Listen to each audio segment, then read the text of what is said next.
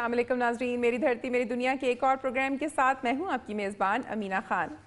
ناظرین، پنجاب، خیبر پختونخوا اور بلوچستان میں تباہ کاریوں کے بعد اب سیلابی ریلے نے سندھ کا رخ کر لیا ہے، جہاں سخت حفاظتی اقدامات کیے جا رہے ہیں، جبکہ دوسری جانب بروقت اور مناسب امداد کی عدم فراہمی پر عوام سراپا احتجاج اور قسم پرسی کی زندگی گزارنے پر مجبور ہیں۔ اس حوالے سے آج کے پروگرام میں خصوصی رپورٹس اور خبریں شامل ہیں، لیکن سب سے پہلے دیکھتے ہیں کہ آج میری دھرتی میری دنیا میں کیا خاص خبریں اور رپورٹس شامل کی گئی ہیں۔ دریائے سندھ میں گدو بیراج کے مقام پر انتہائی اونچے درجے کا سیلاب، کچے کے علاقے میں ہزاروں افراد پھنس گئے، گھوٹکی شہر کو بچانے کے لیے بند پر قرآن خوانی اور دعا۔ قومی اسمبلی کی 3 نشستوں پر ضمنی انتخابات، پیپلز پارٹی اور مسلم لیگ نون نے ایک سیٹ جیت لی۔ کراچی میں ٹارگٹ کلنگ کا سلسلہ رک نہ سکا، مزید 5 افراد ہلاک، 4 روز میں مرنے والوں کی تعداد 89 ہو گئی، بعض علاقوں میں کشیدگی تاحال برقرار۔ ڈسٹرکٹ اسپتال ننکانہ میں ڈاکٹروں کی غفلت سے خاتون جاں بحق، کوریج کرنے پر اسپتال انتظامیہ نے رپورٹر اور کیمرامین کو ہراساں کرنے کے بعد کیمرہ چھین کر توڑ دیا۔ ناظرین، میری دھرتی میری دنیا میں آج پیش کی جانے والی خاص خبروں اور رپورٹس کی ایک جھلک آپ نے ملاحظہ کی، اب خبریں تفصیل کے ساتھ۔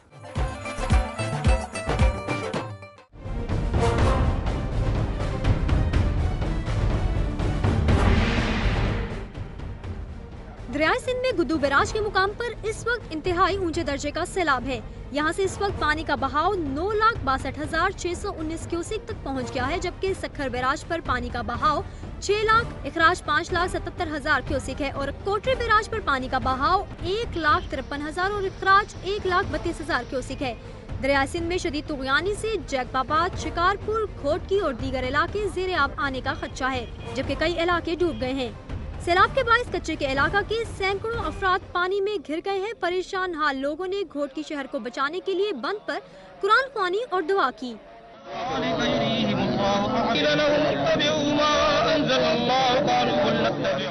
پاک فوج نے علاقہ میں امدادی سرگرمیاں شروع کر دی ہیں۔ سیلاب کے باعث پورا علاقہ ایک سمندر کا سا منظر پیش کر رہا ہے اور لوگ سیلابی پانی میں گھرے ہوئے ہیں، جنہیں نکالنے کے لیے نیوی کے کمانڈوز نے امدادی سرگرمیاں شروع کر دی ہیں اور انہیں کشتی اور ہیلی کاپٹرز کے ذریعے محفوظ مقامات پر منتقل کرنے کا کام جاری ہے۔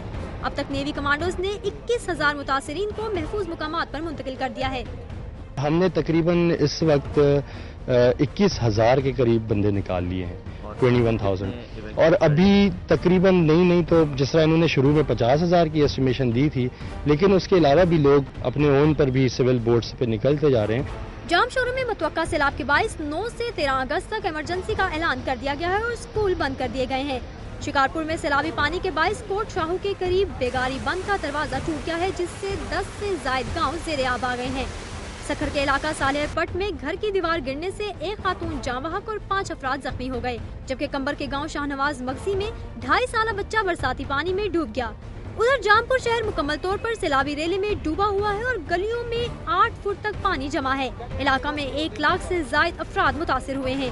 پانی کے تیز بہاؤ کے باعث انڈس ہائی وے بند کر دی گئی، جس کے باعث گاڑیوں کی لمبی قطاریں لگی ہوئی ہیں۔ راجن پور کے قریب دریائے سندھ کے سیلابی ریلے سے رجحان کے 7 معزات اور کوٹ مٹھن کی 58 بستیاں زیر آب آ گئی ہیں، جبکہ شہریوں نے اندرون شہر کو بچانے کے لیے اپنی مدد آپ کے تحت 6 کلومیٹر لمبا اور 7 فٹ اونچا حفاظتی بند بنا دیا ہے۔ بلوچستان کے علاقہ جعفر آباد کی سم کینال میں شگاف پڑنے سے درجنوں دیہات زیر آب ہیں۔ ڈیرہ مراد جمالی میں ڈیرہ بگٹی سے آنے والا سیلابی ریلا درگاہ شہنشاہ میں داخل ہو گیا ہے، جس سے متعدد مکانات منہدم ہو گئے ہیں۔ آزاد کشمیر کے علاقہ باغ میں لینڈ سلائیڈنگ سے ٹریفک کا نظام معطل ہو گیا ہے، جبکہ نالوں میں طغیانی آ گئی ہے۔ غازی تربیلا غازی میں استیفا نہر میں شگاف پڑنے سے پاور پلانٹ بند ہونے کی وجہ سے بجلی کی سپلائی معطل ہو گئی ہے۔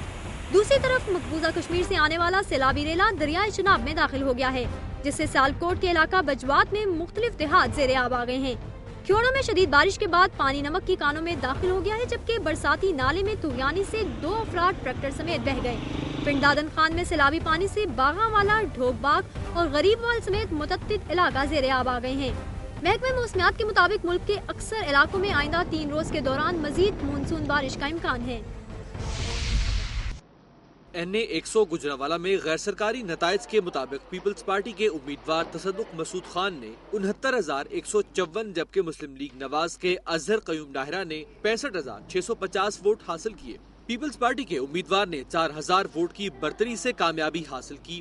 गुजरावाला में पीपल्स पार्टी के सैकड़ों कारकुनों ने रिजल्ट में ताखीर पर रिटर्निंग ऑफिसर के दफ्तर का घेराव कर लिया और प्रिजाइडिंग ऑफिसर को तशद्दुद का निशाना बनाया। NA 68 सरगोधा, NA 100 गुजरावाला जबकि NA 155 लोधरा में जिमनी इंतखाबात के लिए पोलिंग सुबह 8 बजे शुरू हुई, जो बगैर किसी वक्फे के शाम 5 बजे तक जारी रही। उस दौरान मुख्तलिफ पोलिंग स्टेशन पर लड़ाई झगड़े के वाकयात भी पेश आए। NA 68 सरगोधा में मुस्लिम लीग नवाज के उम्मीदवार शफकत बलोच ने भारी अक्सरियत से कामयाबी हासिल की। गैर सरकारी नताइज के मुताबिक सरदार शफकत हयात बलोच ने 90,253 वोट हासिल किए, जबकि उनके मद्दे मुकाबिल आजाद उम्मीदवार मजहर कुरैशी ने 56,746 वोट हासिल किए। जीत का पता चलते ही मुस्लिम लीग नवाज के कारकुन सड़कों पर निकल आए। हवाई फायरिंग करके फतह का जश्न मनाया गया। आम इंतखाबात में यहाँ से मुस्लिम लीग नवाज के जावेद हसनैन शाह कामयाब हुए थे। लोधरा में आजाद उम्मीदवार अख्तर कांजू ने पीपल्स पार्टी के उम्मीदवार हयातुल्लाह तरीन को पिछाड़ दिया। NA 155 लोधरा में मुस्लिम लीग नवाज के हिमायत याफ्ता आजाद उम्मीदवार अख्तर कांजू ने 78,978 वोट हासिल किए, जबकि हयातुल्लाह तरीन 68,967 वोट हासिल कर सके। ये सीट हयातुल्लाह तरीन ने खाली की थी और पीपल्स पार्टी ने दोबारा उन्हें ही टिकट दिया। शहर कायद में गुज़िश्ता कई रोज से जारी टारगेट किलिंग और पुरतशद्दुद वाक़यात के बाद जैसे ही सूरत हाल मामूल पर आना शुरू हुई तो कराची के इलाके डालमिया में 2 ग्रुपों में तसादुम हो गया। ये तसादुम पहली बार नहीं हुआ, इस इलाके से पहले भी फायरिंग की खबरें आती रहती हैं। डालमिया का ये इलाका मंशात फरोशी के हवाले से खासा मशहूर है। जुमेरात को जब 2 ग्रुपों में तसादुम हुआ तो पुलिस और रेंजर्स की